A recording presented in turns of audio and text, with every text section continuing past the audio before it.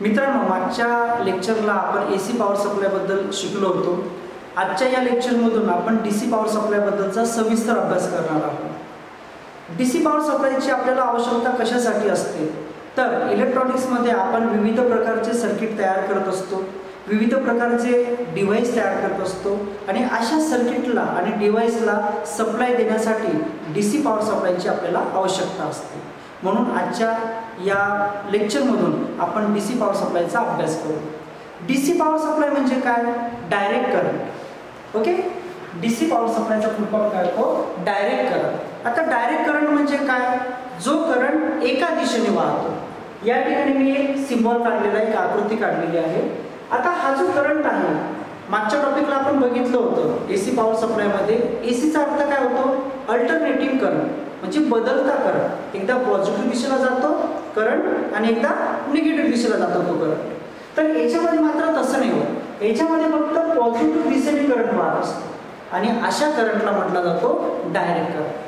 परंतु हा जो डायरेक्ट करंट असतो, डीसी करंट असतो, या करंटला म्हटलं जाते पल्सेटिंग डीसी।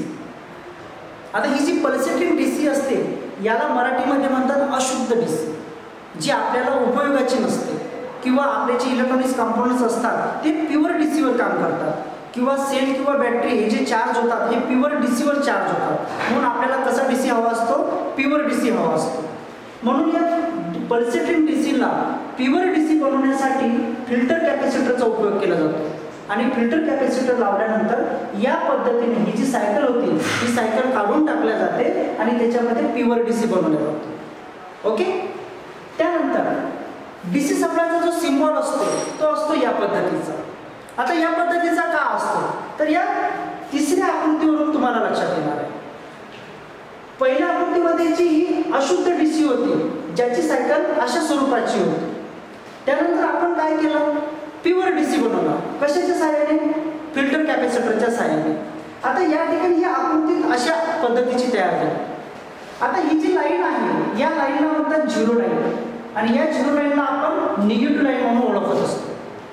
आणि जो हा एम्प्लिट्यूड होता या एम्प्लिट्यूडला कशाने दर्शवतो आपण? व्होल्टेजने दर्शवतो। हा जो एम्प्लिट्यूड आहे हा काय दर्शवतो? व्होल्टेजचा स्तर दर्शवत असतो।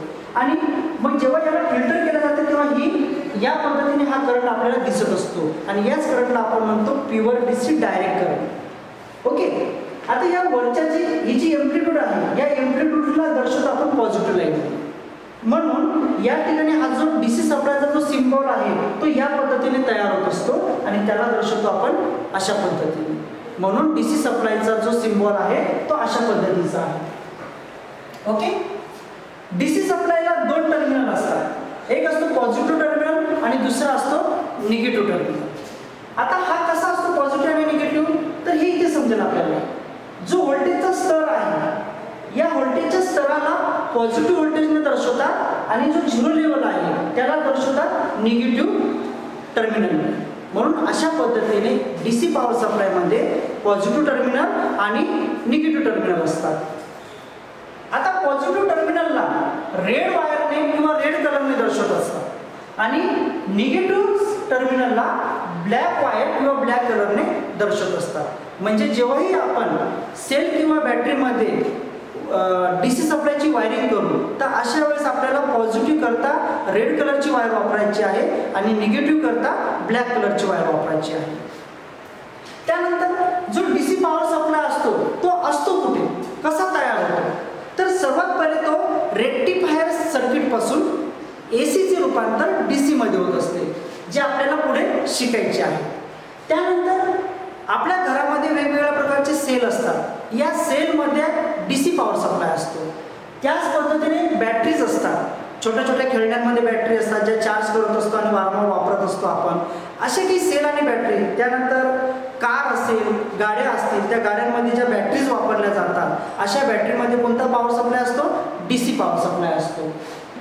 हे अशा पद्धतीचे काही सेल असतात, अशा पद्धतीच्या काही बॅटरीज असतात। हा सेलचा सिम्बॉल आहे आणि हा बॅटरीचा सिम्बॉल आहे।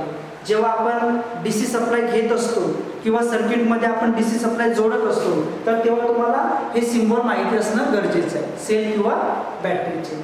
तर मित्रांनो, अशा पद्धतीने DC पॉवर सप्लायबद्दल तुम्हाला समजले असेल। एक साधारणतः DC पॉवर सप्लाय जो असतो तो असतो 1.5 व्होल्ट, त्यानंतर 3 व्होल्ट, त्यानंतर 4.5 volt, 6 volt, 7.5 volt, 9 volt, 12 volt आणि 24 व्होल्ट।